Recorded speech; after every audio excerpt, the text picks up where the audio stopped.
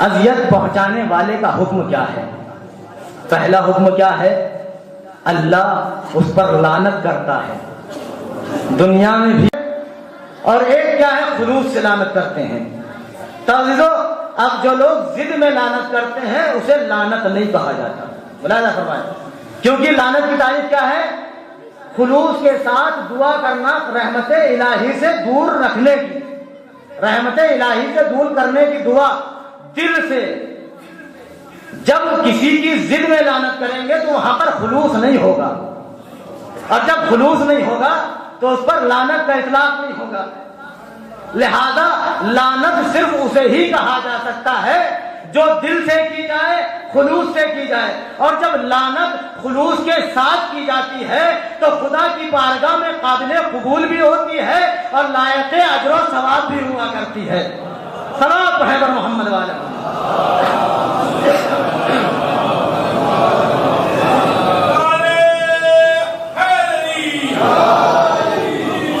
جب لعنت دل سے کی جاتی ہے، خلوص سے کی جاتی ہے، تو اس کو لعنت بھی کہا جاتا ہے، خدا کی بارگاہ میں قابل قبول بھی ہے اور لائق اجر و ثواب بھی ہے۔ یہ لعنت کی تعریف میں نے بیان کر دی۔ حکم کیا تھا؟ خدا لعنت کرتا ہے ان پر دنیا میں بھی اور آخرت میں بھی۔ دوسرا حکم کیا ہے؟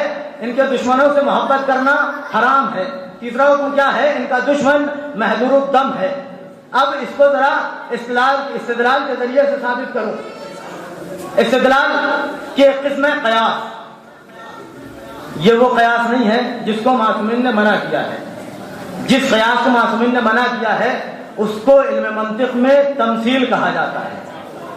یہ قیاس وہ ہے جو سب کے یہاں معتبر ہے، شیعہ ہو یا غیر شیعہ ہو، مسلمان ہو یا غیر مسلمان ہو، ہر انسان اس کو مانتا ہے معتبر قسم ہے استدلال کی۔ اب قیاس ہے کیا؟ اس کو بھی تھوڑا سا تمہیدن سمجھ لیجئے۔ قیاس میں دو جملے ہوتے ہیں، ایک صغرا ہوتا ہے، ایک کبرا ہوتا ہے۔ صغرا اگر صحیح اور مسلم ثبوت ہے اور کبرا اگر صحیح اور مسلم ثبوت ہے تو نتیجہ جو دو جملوں سے ایک نتیجہ نکلتا ہے، ایک جملہ اور نکلتا ہے، اس کو کہتے ہیں نتیجہ۔ اگر یہ دونوں جملے صحیح اور مسلم ثبوت ہیں تو نتیجہ بھی صحیح اور مسلم ثبوت ہوتا ہے۔ ملاحظہ فرمائیں جانے کے لیے، نتیجہ بھی مسلم ثبوت ہوتا ہے۔ اس کی مثال جو مناطقہ بیان کرتے ہیں، مثال ہے کلو عالم متغیر، العالم متغیر وکلو متغیر حادث فالعالم حادث۔ مطلب کیا ہے؟ دو جملے ہیں، ایک ہے صغرا ایک ہے کبرا۔ صغرا کیا ہے کہ جو دنیا ہے اس میں تبدیلی ہونے والی ہے، یہ جو دنیا ہے اس میں تبدیلی ہونے والی ہے۔ اور دوسرا جملہ کیا ہے؟ ہر وہ چیز جس میں تبدیلی ہوتی ہے وہ باقی رہنے والی نہیں ہے، وہ فنا ہونے والی ہے۔ تو اب اس میں سے نتیجہ جو نکلے گا ان دو جملوں سے، دونوں جملے صحیح ہیں، اب جو نتیجہ نکلے گا وہ بھی صحیح نکلے گا۔ تو اب نتیجہ نکلے گا کہ دنیا باقی رہنے والی نہیں ہے، فنا ہونے والی ہے۔ یہ ہے قیاس۔ آپ لوگوں تک بات پہنچ گئی نا؟ یہ ہے قیاس، استدلال کا ایک طریقہ ہے۔ اب پہلا حکم کیا ہے؟ اللہ شہزادی کے دشمن پر لعنت کرتا ہے دنیا میں بھی اور آخرت میں بھی۔ اب میں آیت کی تلاوت کر رہا ہوں، اسی آیت کی تلاوت کروں گا جس کو میں نے عنوان کلام قرار دیا تھا۔ بسم اللہ الرحمن الرحیم، ان الذین یؤذون اللہ ورسولہ لعنہم اللہ فی الدنیا والآخرہ، کہ وہ لوگ جو اللہ اور اس کے رسول کو اذیت پہنچاتے ہیں اللہ ان پر لعنت کرتا ہے دنیا میں بھی اور آخرت میں بھی۔ ملاحظہ فرمائیں، آپ کیوں استدلال کے ذریعے سے ثابت کروں گا کہ ان پر اللہ لعنت کرتا ہے، اللہ ان پر لعنت کرتا ہے دنیا میں بھی اور آخرت میں بھی۔ یہ ہے آیت کا جملہ، یہ ہے آیت، اس میں شک و شبے کی کوئی گنجائش نہیں، شک و شبے کی کوئی گنجائش نہیں، کیونکہ قرآن کی آیت ہے، جھوٹ کا شائبہ بھی نہیں ہو سکتا یہاں پر۔ سورہ احزاب کی 57 نمبر کی آیت ہے۔ اب آپ کے سامنے حدیث پڑھتا ہوں، وہی حدیث، بسم اللہ الرحمن الرحیم، انما فاطمۃ بضعۃ منی یؤذینی ما آذاہا، صرف اور صرف فاطمہ میرا ٹکڑا ہے، جس نے فاطمہ کو اذیت پہنچائی اس نے مجھے اذیت پہنچائی۔ اور اس حدیث کے آگے صحیح مسلم میں لکھا ہے ھذا حدیث صحیح الاسناد، یہ حدیث جو ہے صحیح سند کے ساتھ مروی ہے۔ اس حدیث میں دو تاکیدیں ہیں. پہلی تاکید تو یہ ہے کہ صحیح مسلم کی روایت ہے، کوئی مسلمان انکار نہیں کر سکتا. جو مسلمان انکار کرتے وہ صحیح مسلم نہیں. ایک تاکید تو یہ کہ صحیح مسلم سے ہے.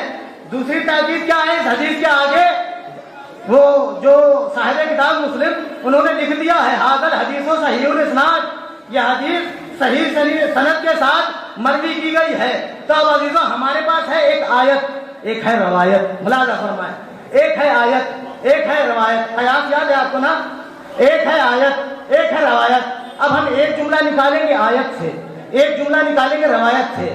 آیت سے جملہ کیا نکلے گا کہ جو اللہ اور رسول کو اذیت پہنچاتا ہے اللہ اس پر لعنت کرتا ہے دنیا میں بھی اور آخرت میں بھی. تو اب اس سے جملہ کیا نکلے گا؟ جو رسول کو اذیت پہنچاتا ہے اللہ اس پر لعنت کرتا ہے دنیا میں بھی اور آخرت میں بھی. ملاحظہ فرمائیں، یہ ایک جملہ نکلا آیت سے. اب ایک جملہ نکالیں گے روایت سے. روایت کیا ہے؟ فاطمہ میرا ٹکڑا ہے، جس نے فاطمہ کو اذیت پہنچائی اس نے مجھے اذیت پہنچائی. اب اس روایت سے جملہ کیا نکالیں گے؟ جس نے فاطمہ کو اذیت پہنچائی اس نے رسول کو اذیت پہنچائی. جس نے فاطمہ کو اذیت پہنچائی اس نے رسول کو اذیت پہنچائی. اب ہمارے پاس دو جملے ہیں، ایک جملہ ہے صغرا، ایک جملہ ہے کبرا. صغرا ہے آیت سے نکالا ہوا کہ اللہ رسول کو اذیت پہنچانے والوں پر لعنت کرتا ہے دنیا میں بھی اور آخرت میں بھی. اب روایت سے جو جملہ نکلا سو وہ ہے کبرا.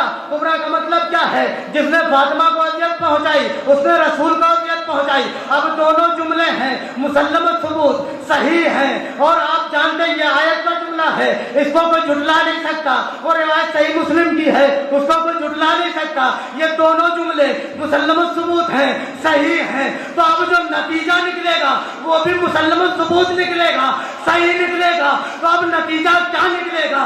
جو فاطمہ کو اذیت پہنچائے گا اللہ اس پر لعنت کرتا ہے دنیا میں بھی اور آخرت میں. صلوات پڑھیں.